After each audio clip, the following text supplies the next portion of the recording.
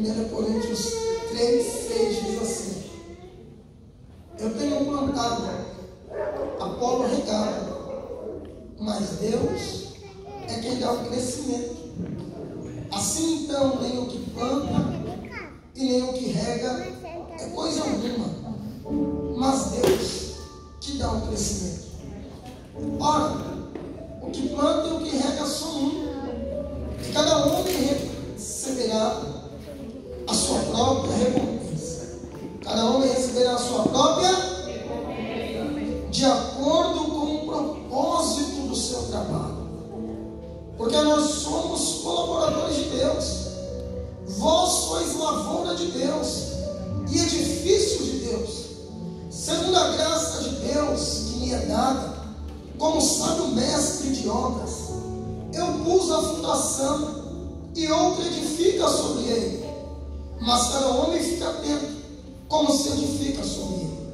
Porque nenhum homem pode colocar outra fundação além do que já está posto, o qual é Jesus Cristo. Agora, se algum homem sobre este fundamento edificar de ouro, de prata, pedras preciosas, madeira, feno, restolho, a obra de cada homem se manifestará, pois o dia a declarará, porque esta será revelada e provada pelo fogo. O fogo provará o tipo de obra de cada homem. Se a obra que algum homem edificou permanecer, ele receberá uma recompensa. Se a obra de algum homem for consumida, ele sofrerá perda, mas ainda assim ele será salvo, como pelo fogo. Podemos aceitar. Amados, olha que palavra extraordinária. O apóstolo Paulo está exortando a igreja de Corinto, e o contexto do capítulo 3 mostra que a igreja tinha algumas dissensões, algumas contendas. Eles estavam ali preferindo um em detrimento do outro. Paulo vai plantar, edificar esta igreja, e agora Apolo vai se tornar o precursor de Paulo, vai se tornar alguém com destaque dentro do reino, um ganhador de almas. E dentro da igreja começa a ter essa contenda. Uns vão dizer: eu sou de Paulo, outros: eu sou de Apolo. Talvez preferência por um, preferência por outro. Talvez aquele que foi ganho por Paulo tinha carinho por Paulo. Isso é normal, quando alguém te ganha para Jesus, você tem um carinho por essa pessoa. Mas acima daquele que nos ganhou está aquele que se deu por nós, que é Jesus. Então não tem distinção se A ou B te ganhou, se A ou B te trouxe para a igreja. Isso é desde que o mundo é mundo. Porque o inimigo sabe que um reino dividido não permanece de pé. E qual era agora a questão desses homens? Talvez aquele que foi ganho por Paulo, se fosse doutrinado por Apolo, não receberia ordens, não acataria ordens. Vemos hoje na igreja do Senhor, um pastor é de uma igreja, e aí se outra pessoa está dirigindo o culto, o discípulo talvez não aceita a repreensão, como se dizer: o meu pastor é fulano. O que temos que entender com isso? Que o reino é de Deus, não é de A e nem de B. Então, se o reino é de Deus, temos que obedecer ao Deus que é dono e Senhor desse reino. E quando o apóstolo Paulo traz isso, ele vai falar sobre a intenção do coração de cada homem. Observe que para Deus, Ele não pesa aquilo que você e eu falamos. Muitas das vezes, Ele não pesa nem aquilo que nós fazemos, mas Ele pesa a intenção do nosso coração. Porque Paulo vai dizer: olha, cada um vai ser provado de acordo com as suas obras. Então nós não podemos ter a mentalidade de que para Deus interessa somente o nosso coração. Não, será provada as nossas obras. E ele vai fazer aqui uma figura de linguagem, uma metáfora construção civil e dizendo que ali ele era o mestre de obras, colocou o fundamento que é Cristo, ou seja, apresentou Cristo para aquele povo que antes tinha uma cultura pagã, e o alicerce que estava posto agora, outro viria e colocaria a edificação de pé.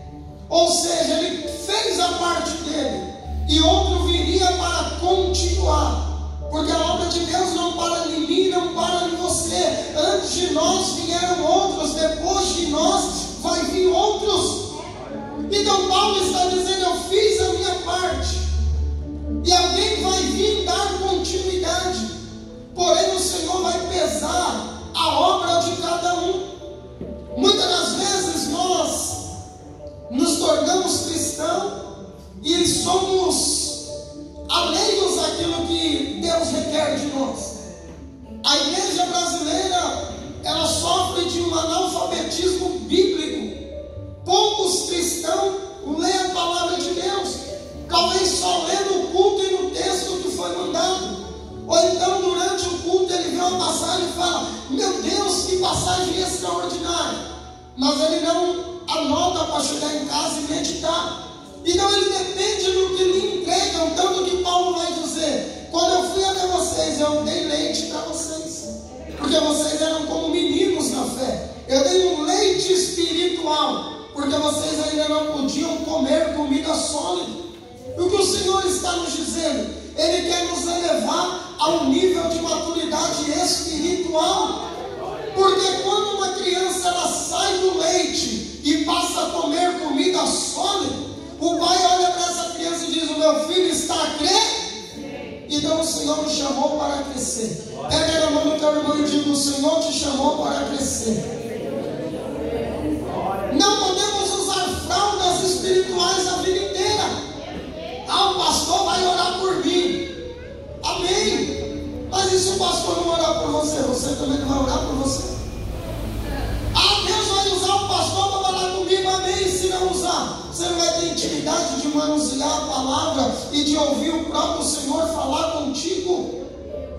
Quando ele diz que essas obras seriam provadas, nós não podemos ser hipócritas, queridos. A salvação vem pela graça, mas o galardão é por obras. Não adianta. Não adianta. O galardão é uma coisa, salvação é outra. Eu sempre uso uma metáfora.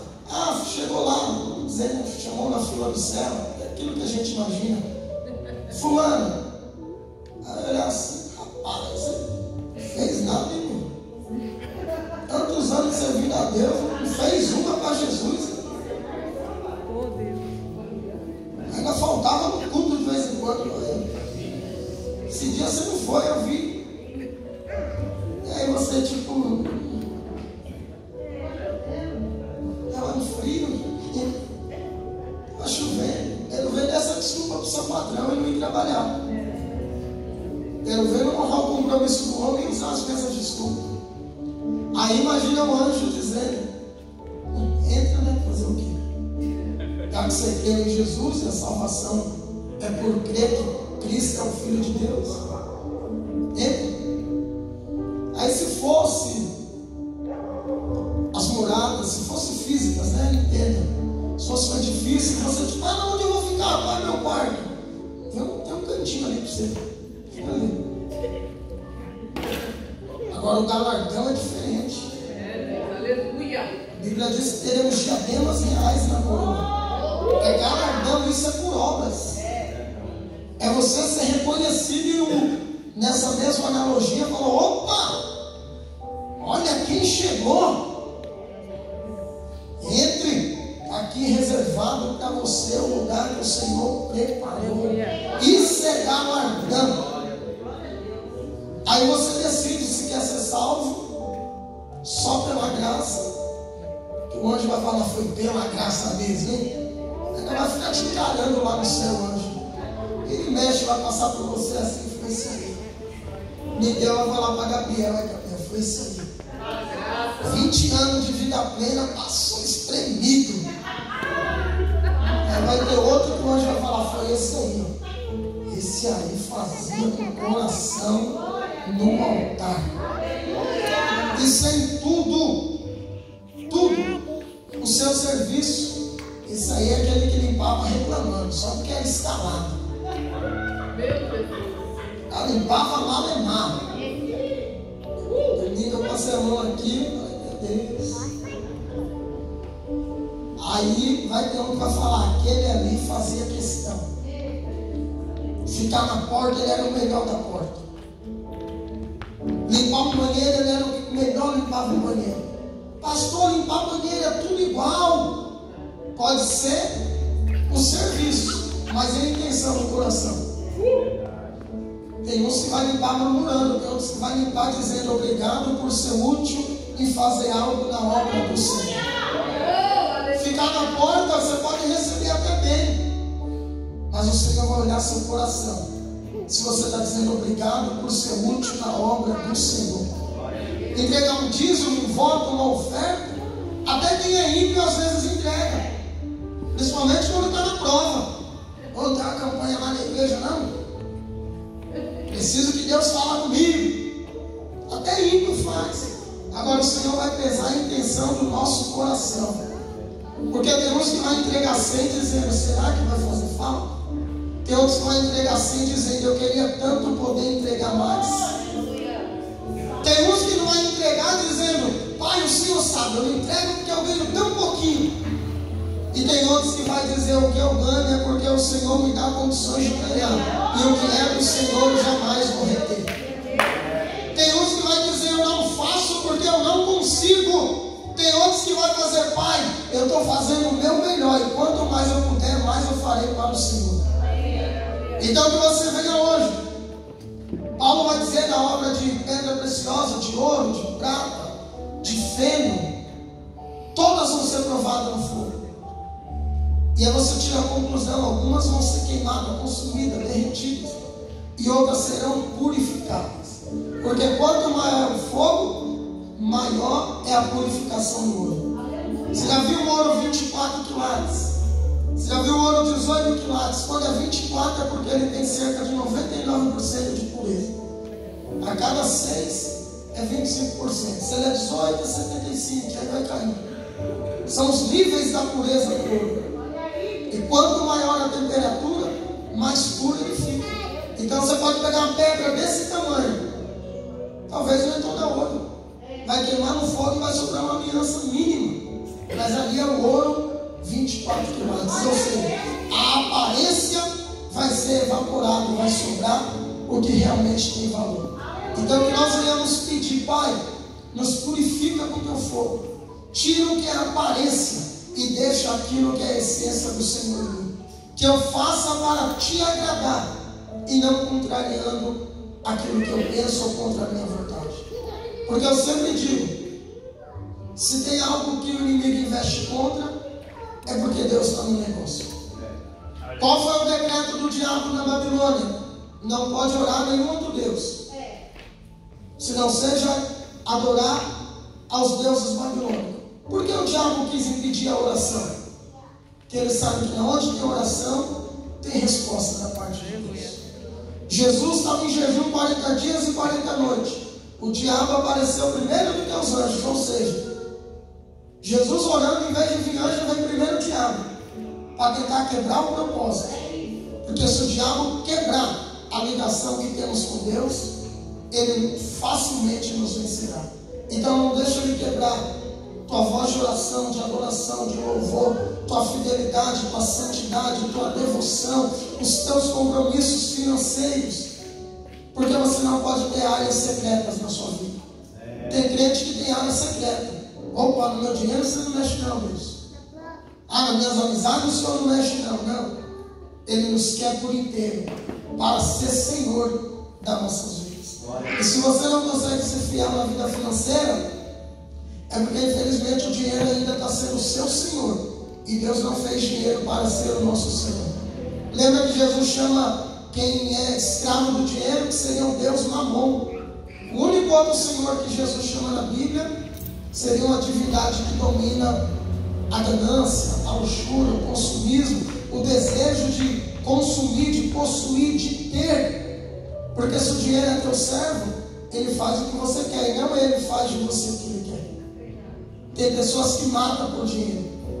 Tem pessoas que matam pai e matam mãe por dinheiro. Porque o Deus dele é o diabo que já cegou o entendimento. O Deus deste século já cegou o entendimento de muitos. Então, se o teu dinheiro te serve, você decide onde vai investir. Agora, se você serve ao teu dinheiro, tem gente que investe no jogo, na prostituição, nas casas de maquininha, nas apostas. E quando ele ganha uma merrequinha assim, ele já gastou muito mais naquilo ali que ele está ganhando. Ele é escravo daquilo. Não seja escravo, seja livre, e o Senhor irá trazer uma medida transbordante sobre a tua vida. Se você trouxe algo, pegue um envelope aí. Hora de sacrifício, de oferta financeira é finança. Pastor, eu vim derramar meu coração. Então tá bom, na hora do louvor você derrama. Você chora, você se esbala. Cada hora é uma hora. Mas na hora de entregar as nossas finanças, é sobre finanças que Deus está tratando. Porque quando você quer socorro financeiro, não adianta alguém falar para você, Deus é contigo. Você murmura, Deus é contigo, eu estou na prova. Você quer resposta financeira quando você está na prova financeira. Então na hora da oferta, é as tuas finanças que Deus está pedindo. Amém? Se eu coloco de pé, querido.